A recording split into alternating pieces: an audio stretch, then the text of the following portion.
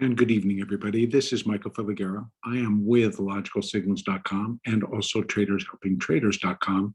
And this is the Elliott wave update for the S&P 500 index on Tuesday, May 25th, 2021. I've done a major revision of the count, and I've gone all the way back to the monthly chart, and I brought things down a degree.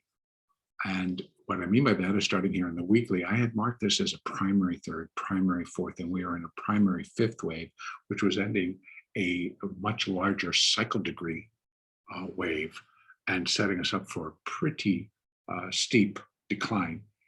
And what we actually are finishing is a primary third wave up. And that is where the change is going to come. So I'm still looking for a larger degree correction once this high is in, but the degree of what's completing is what's changed. So bringing it down to the weekly, this is an intermediate third wave completion, intermediate fourth wave, and we're in an intermediate fifth wave. Now I'm going to bring it down as within this intermediate fifth wave, we have, well, it's already, can't go out too much further. So we have minor one, minor two, and then they start to, it subdivides all the way up. So 1, 2, 3, 4, 5. So instead of putting this as an intermediate third wave, it's a minor third wave. And the reason I'm kind of doing that is the correction in progress has remained somewhat shallow. And I'm looking for an intermediate degree fourth wave, and it just was not fitting what was actually happening. Now that could still be the case. The market might revert right back around and put in a pretty steep 5-wave decline, getting back to the 4,000 level or just below, as we had previously discussed. But I'm now wanting to bring things into a little bit crisper focus into what degree we really are expecting these moves. And so this is more of the alternate count. So I've switched the chart out so that I'm not trying to explain something overlapped with the previous preferred count. So I will go back and redo it once the market tells me, but I need to present this so that we have more clarity on what we might be expecting to the upside. And because I'm sure that you've all noticed, as I have, that the buyers remain strong. They're willing to come in and buy up. Even though the sellers pushed the S&P down, they immediately came right back in and they started buying. And the market's already been up to just below 4,200. And this is 4,212, I think it was this high. Yeah, almost 4,213. And so it isn't all that much oomph to get up, make new highs, then move this 3, or if this is the 4 and it comes up in the fifth wave. Fifth waves can be rather sloppy, can be rather like not a lot of oomph because they're a finishing move. But if this was a finishing move on a much higher degree, I would expect more oomph. I would expect more power behind it. And that may be yet to come. But this has been good and this has been good. But then we just kind of sit in these range bounds.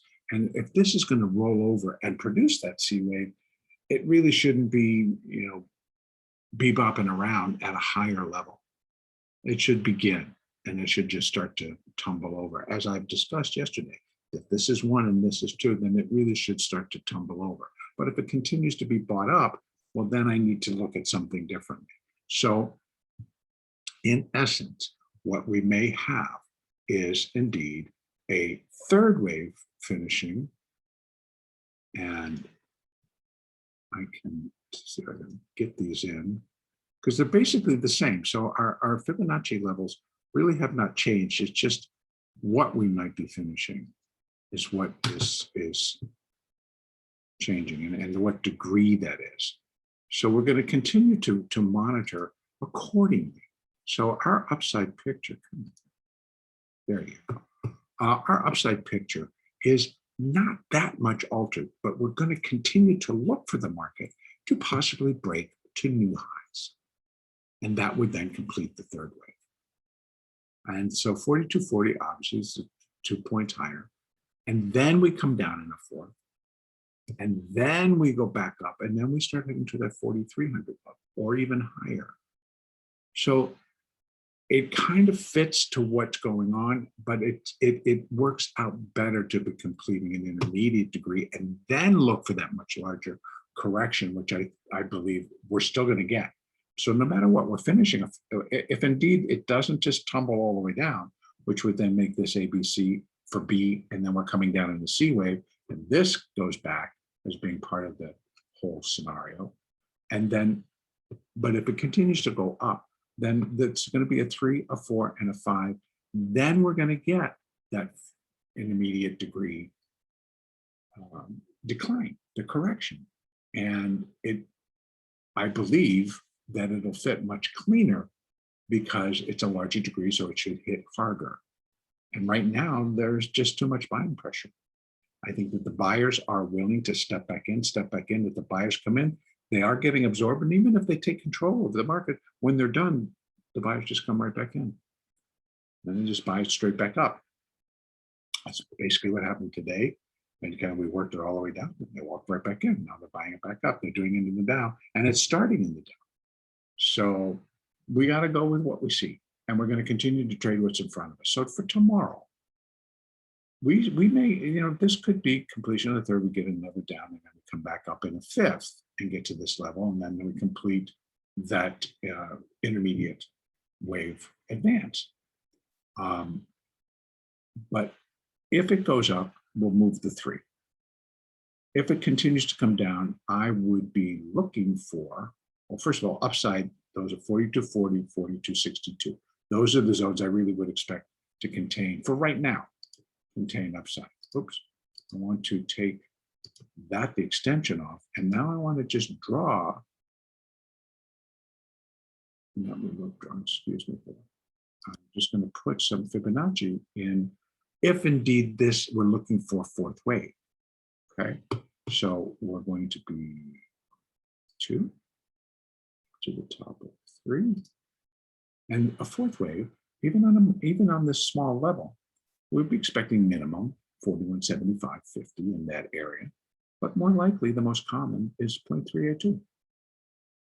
And that would bring it into 41.52.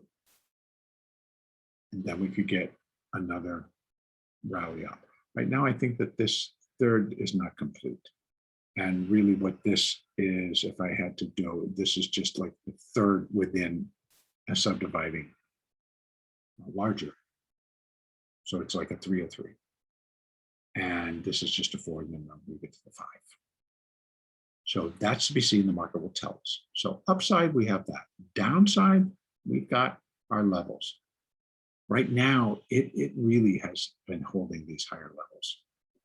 Very similar to the NASDAQ. The NASDAQ is not really breaking below a higher level, which it should break if indeed more intense downside is going to be expected.